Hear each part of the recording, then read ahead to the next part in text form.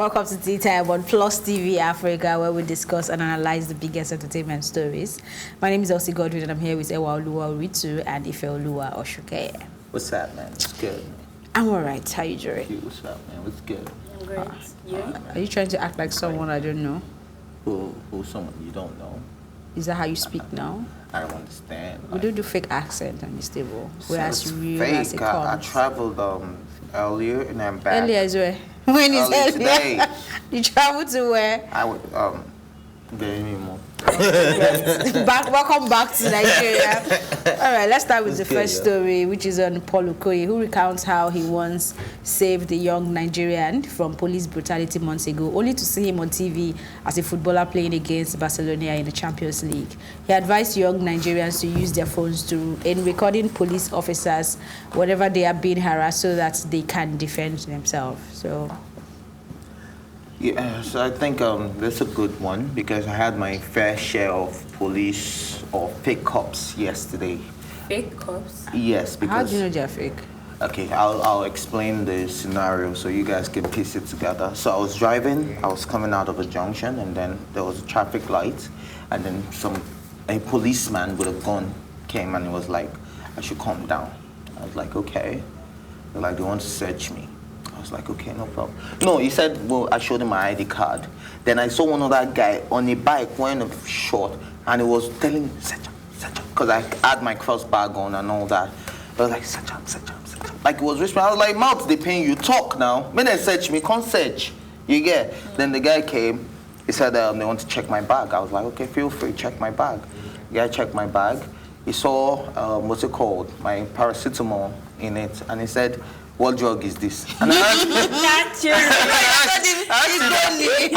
that, can't you read? Can't you read? You understand? Then the other guy was like, no, that they still want to search. The police, the one in uniform, was like, they still want that I should go. And that's how one came and tried to hold me. And I said, if you touch me from behind again, I'll punch you and nothing will happen. I just don't have your time. That's why I'm letting you guys search me. Because if I had the time, I will ask for your ID card. Because he was wearing a short and a t-shirt, no uniform, no form of identification. So it's not like I was stupid, do you understand? Like, I just didn't have the time for all that drama, and obviously, I'm always clean, you understand? I think what you did was not safe because... They could have put some... Yeah. No, don't worry, I was monitoring them. Anything could have happened. No, it was in a public place. I said it was in a public place. It was in a public place. Do you understand? So I knew I was safe. People were already, there were bike men there. So I knew I was safe. Do you understand? So, but in my mind, I was like, okay, should I drag this further? But I needed to go. I was tired. I just wanted to go home. I just wanted them to do whatever they wanted to do, and then let me just go. Do you get? There you was don't no even point. have to drag with them because Yeah, if they are carrying guns, they can. Yeah, it was shoot only and one of them with a gun, and I was dressed as a police officer. The remaining three guys were wearing shorts and t-shirt. Do you understand? So obviously those guys are not police officers. Okay, And he even mentioned that, do you think this is an illegal work we do for them? I said, no be illegal work, now you know, please show me your ID card. Show me your ID card. I brought out my ID card. I said, this is mine. Where is yours? And then I said, be going. Then, but let me tell you the crazy thing about this story. I had sweets in my back pocket, right? So when the guy was searching, he brought out the sweet and he returned one. So when I was driving off, I realized that it was only one sweet. You know, I reversed my sweet. And the guy gave it to me. So I like what Peter did because they feel like they can intimidate you with a gun and all of that. Now, I wasn't intimidated because if I was the type that I was a bit intimidated and I wasn't outspoken, I didn't show my identification. They'd probably say, show me your driver's license, show me your particular, show me this, why you do this. Do you understand? But they saw that, okay, this guy had nothing to hide. It's I wasn't that even you running. were not intimidated, but you know, it's not a lot of people that can be like you. Do you get? Some people are just that kind of person that they don't want to even have this long conversation, or they don't know how to shout or scream at people. So when they come across all those kind of, they are just scared of, okay, they've heard the old police brutality stories, and when they just see it, and all that. they don't want to even defend themselves, so they won't get hurt in the process. But I think this Peter story just to shows how crazy this police brutality story is. I mean, that means there are lots of people that probably we don't know their story and they are innocent and they are just there and behind bars now because of nothing. I mean... So I think it's making a point, because I also realized that the moment that started happening, people didn't even need to interfere in my matter because they saw that this one is already speaking for himself. Do you understand? But imagine I was the timid one, and then they were trying to bully me. Before you know it, they will slap you, you know, that kind of thing.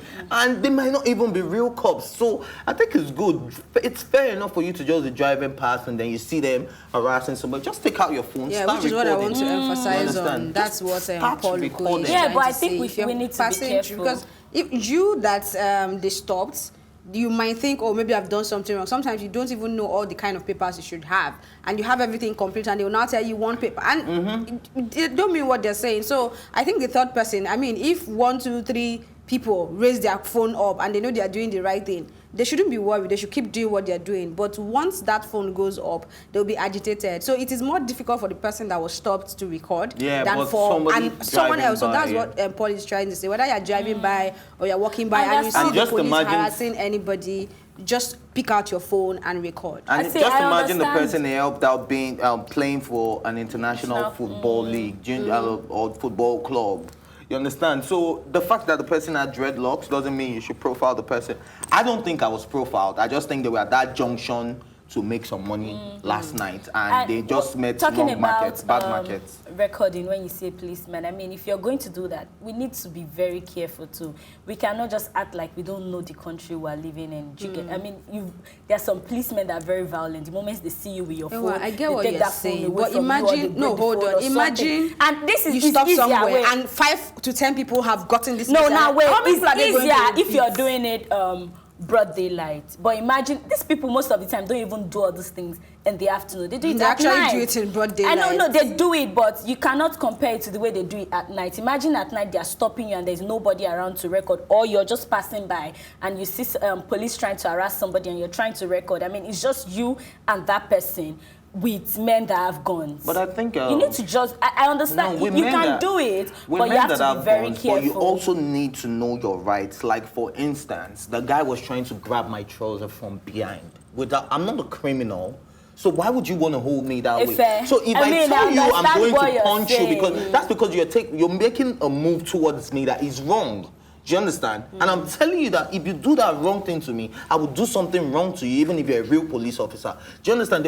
So people need to know their rights, and I think a lot of people should just read up on things they need to do when stopped by police officers. To be honest, when it comes to this police brutality, I don't think it's about people knowing their rights. People know their rights, but it's about imagine me. Wait. Now imagine me. Imagine policemen stopping me, and I know my rights. What can I do to defend myself at that point? And I have like 4 men. Speak up. That's all you need to do. If I'm not going to just keep quiet. If I'm speaking up, anything can happen. I mean, I've heard stories and from like people that are close to me that it's just them and the policemen, and there was nothing they could do. They would drive them to somewhere. Was it not you telling me a story of your friend that they drove him somewhere in the bush and all of that? It's not as if he does not know his rights, or it's not as if there was nothing to say, but I mean, at that point, it was just him against like 4 men or 5 men, and there was nothing he could do. When it's not Spider-Man or something that can perform miracle. Well, I think the problem now should be on the policemen. Well, we've been talking about that, but now we are looking at how to protect each other and defend each other, which is why we are saying if you see anything happening, instead of going there alone and say, what is happening there? Why? No. Stand afar and record. You can zoom in, you can do whatever you want to do. If it's, there are different scenarios. But please, your phone is a weapon right now. You can actually and social media is a very good tool right now. Everybody can see everything going on social media. So make use of your social media. Do a live video, do whatever, but just keep your distance. Yeah, please, and be careful. Moving on to the next story before we go on a quick break. BBNaija Ceec, popularly known as Cici, gets a shop space for her business as a gift on her 27th birthday from her fans. Aww. Congratulations to her. Congratulations to her. I'm so happy for her because I mean, she's somebody that came out of the house to meet a lot of hate. And I like that she was able to go through that and she's moved on. It's not like her past now and she's doing great things. And I like that there are a lot of people out there that supporting her and she's doing great things. I mean, God bless everybody that was part of the contributions together at that. It's a good thing. We rise by lifting others. Yeah, so congrats to Stacey, like you guys have all said. And I like how these fans are very supportive. The moment they like you, they go all out for you. And I think that is just a very amazing space in the entertainment world right now. We have diehard fans. We have fans that will do anything because this girl is driving, she's 27, she's driving a Benz, she lives in a house. Everything was given to her by one brand or the other. Do you understand? So, and now a shop space, she has this gym line, right? Line, Yeah, so she has a gym line that for your gym wears and all that. So I think this space will be very good for that now. She'll be able to make more sales. I'm just concerned that I don't know where the shop is so that, you know, we can patronize them more. I think they should let us know. Don't worry, you get the address. I need to DM. I just want to patronize her, and I think she's brother- very beautiful too. Yeah, she is. She's very beautiful. And and I like to say, Big Why Brother you is a also looking very at me good like platform. Yeah, You'll be don't you guys surprised. think we should go? The three of us.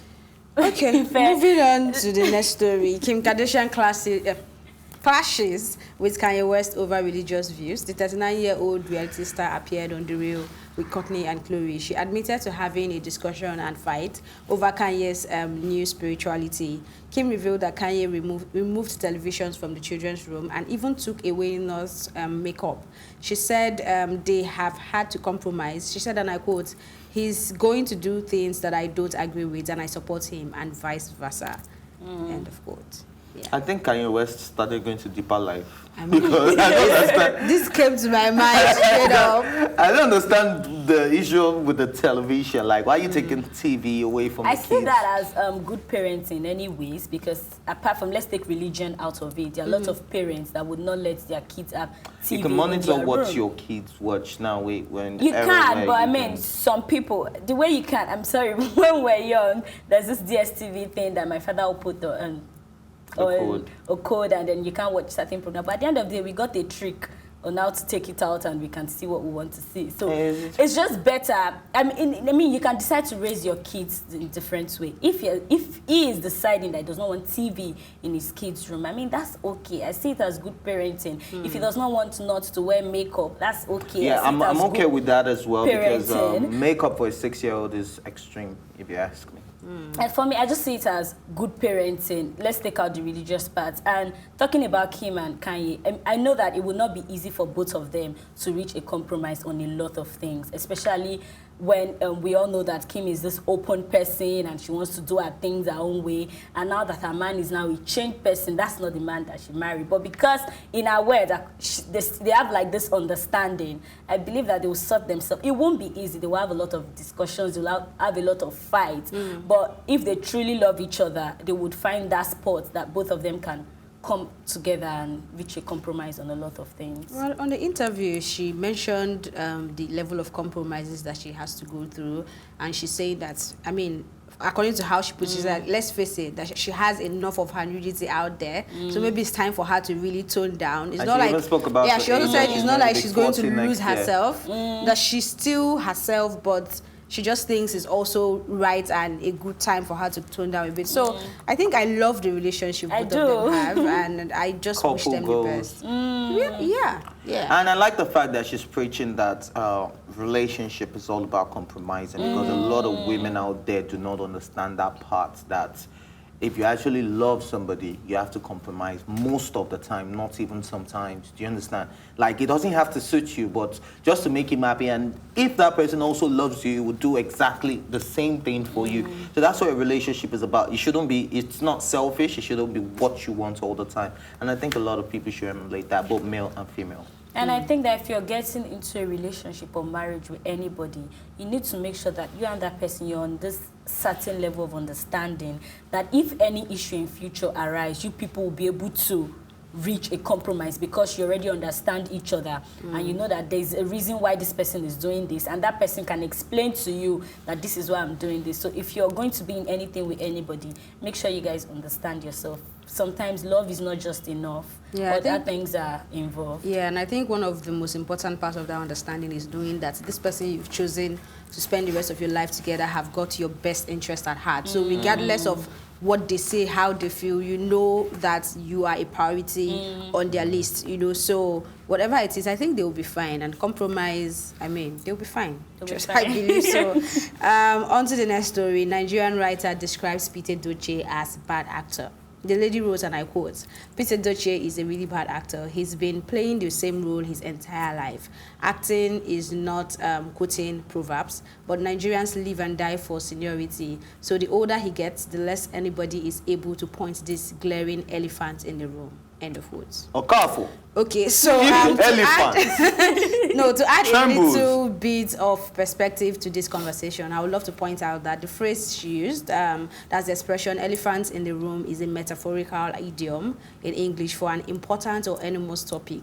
She was not calling Pete Edochie an elephant, because I saw some reactions online and people say, oh, she was so rude, why would she call him an elephant? No. It was just an expression. What are they doing on social media? They should spend time in class. So let's make it clear that that was just an idiom. Idiomatic expression, yeah. But what do you think? I mean, I don't know where she's coming from. I don't know what movie she's watching. I don't know if we're talking about the same Peter here, because Peter Edochie is somebody that... Why are you calling that old man Peter, the same Peter here? It's Pete and it's not Peter. Oh, it's Pete. Yeah, Peter Edochie. Sorry. Right from well, it's possible that it's Peter and her movies. No, it's Pete. They're all under the same... What's it called? But it's okay. Growing up, I mean, I've seen this man act a rich man, a poor man, a wicked uncle, a ritualist, a cultist, CEO of a company, husband, name it, I mean, and he has acted all this role perfectly. So I really don't know where she's coming from. But like they say, in Lionheart. Yeah. Yeah, true. It was the CEO. Yeah. So I mean, I don't know where she's coming from, but you know, people are entitled to their own opinion. Maybe she has seen some of his movies and to her, he didn't deliver well. Do you get? But for me, I think that he's one of the best actors we have in Nigeria. Okafor. If are you going to say anything or you are going to do impressions also? When a mango tree is standing, somebody should complete it. No, the mango tree that knows what they are trying to say. When a mango tree is standing and is ripe and the fruits are ripe, you don't stand under it because it will fall on top of your head. Okay. So for me, I think I kind of understand where she's coming from, because I've had conversations with some Nollywood veterans and top actors, and I've asked them this question. I tend to want to find out if they feel boxed up in the industry, like if they are not being challenged enough. So you realize that, oh, for like Etoye Abraham, for example, you know, this is the character. You could see a similarity in all the characters that they play. Now, does it mean that she's not a good actor? No, but it's possible that the directors and the producers are not pushing enough to bring out another side of them. I think right? There is a level of non-versatility when it comes to the industry. I totally understand what you're saying. I get where she's coming from, but maybe she could have put it in a subtle way and focus on what the real problem is. But I don't think Pete Edochie is a good. I don't think he's a good example, even if that's a message, because this man is somebody that I've seen at different roles. Well, maybe I've not seen enough of his movies too, maybe. But I think I get where she's coming from. I wish I had more time on this story, but we need to go right now, and that's how we wrap up this episode of Tea Time. Thank you for watching, and remember, you can catch up on this episode and all our exclusive content by subscribing to our YouTube channel at Plus TV Africa. You can also watch Tea Time on R2 TV and in London on Ben Television. My thank you as always go to my co-anchors Ewa Oluwa Ritu and Ife Oluwa Oshoke and the entire production team. Thank you for watching. My name is Elsie Godwin.